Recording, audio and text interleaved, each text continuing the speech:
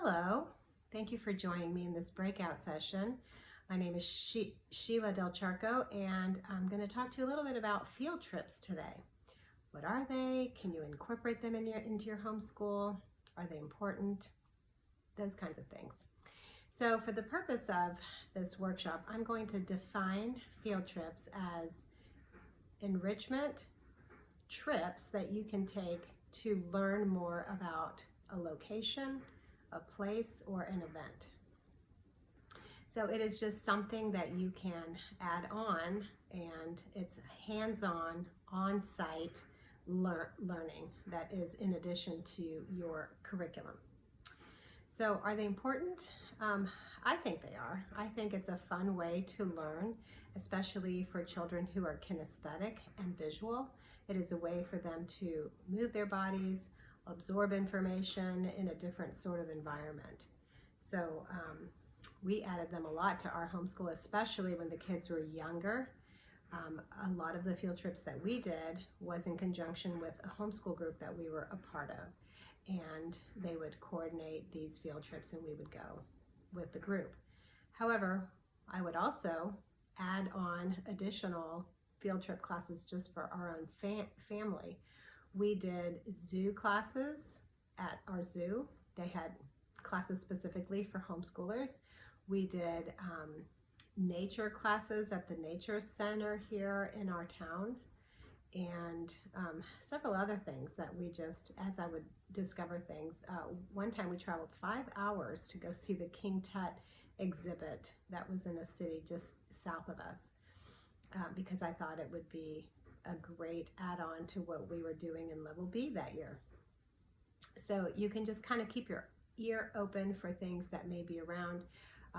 Talk to other homeschoolers, see what kind of field trips they've been on with their families or in their groups, and figure out how it can fit in with your family, with your schedule, with your particular curriculum. We would just add them on Fridays if at all possible. We follow the 4-day schedule so we could get our schoolwork done during the week, and then Friday was our enrichment day where we could do some of these extra curricular type of activities.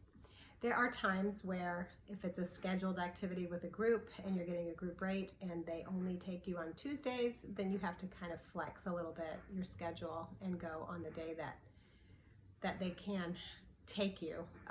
But we would just try to tack it on at the end of the week. It was kind of a reward for having worked hard all week, but it was still educational. So it wasn't just all fun and games. It wasn't just, going to the park and playing, which is also fun. So that's how we would add it to our homeschool. As far as how often, it really depends on your family's situation.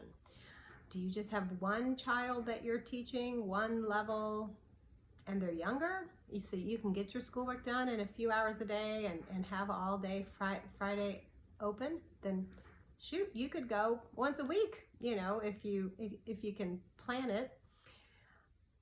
Do you have more than one child that you're teaching and you're teaching different levels, like maybe, B and G or D and an A or K? So if you're teaching multiple levels, then your days are longer and it's harder to get through everything in order to have an open day. So maybe you only plan field trips once a month or once a quarter in your case, and that's fine too. It's enrichment, it's additional, it's above and beyond what you're already covering. So anything that you can add is gravy, but it is valuable, so it isn't not to be considered, but if you can work it in, great. And as far as figuring out where to go and what to see, again, I would just do an internet search to see what are some points of interest near me. You may want to look for historical places. You might look for living history museums or nature centers, or like I said, the zoo, conservation places. I'm trying to think of what's around us. We live near the ocean, so there were things that were related to coastal things. You know, we could go and learn about turtles and coastal erosion and storms and things like that. We live near the coast, so we have lighthouses, and we could go on field trips to the St. Augustine Lighthouse, and they would offer classes. So talk to other homeschoolers, see places that they've been, be creative. What are things that your kids are interested in? If they are interested in animals, then see what kinds of things besides just the zoo might be around you. We have a bird sanctuary, all kinds of things.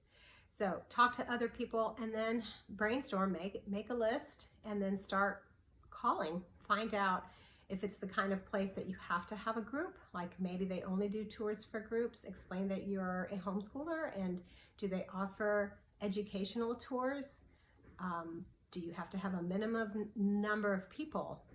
How much are they? Some places are free, some places charge. So find out if they have a group rate, and what that group rate is for. Do you have to have 8 people, 10 people, 12 people? Like, what constitutes the group?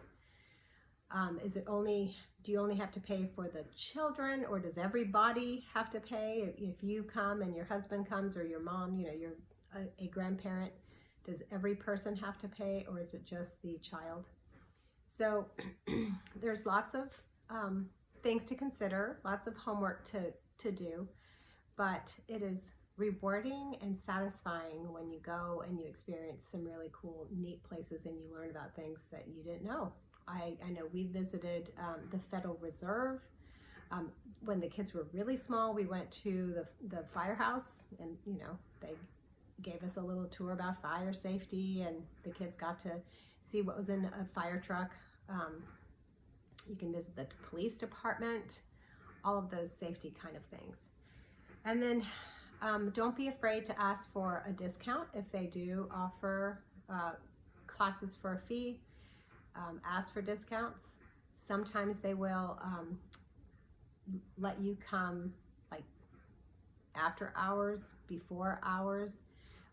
During the summer is another good time to work in field trips. They may have a full schedule with schools coming during the school year, but in the summertime they don't have anyone. So that would be a great time to go and visit places.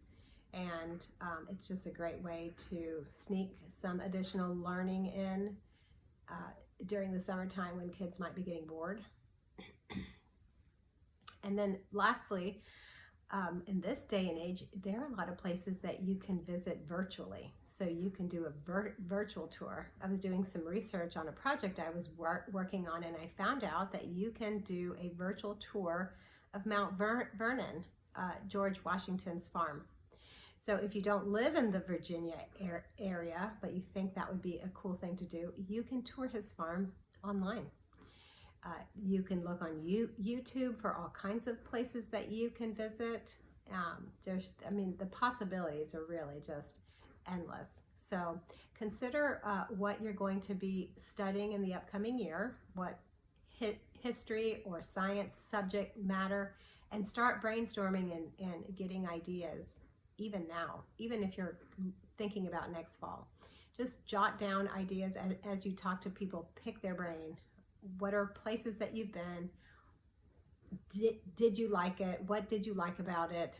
Who should we talk to? You know, sometimes it's like, oh, make sure you talk to George and he'll connect you with what you need to do. So those are all my ideas on field trips. I hope that you find some really cool places to go and explore and learn, and that your children will enjoy even more the fact that they get to be home.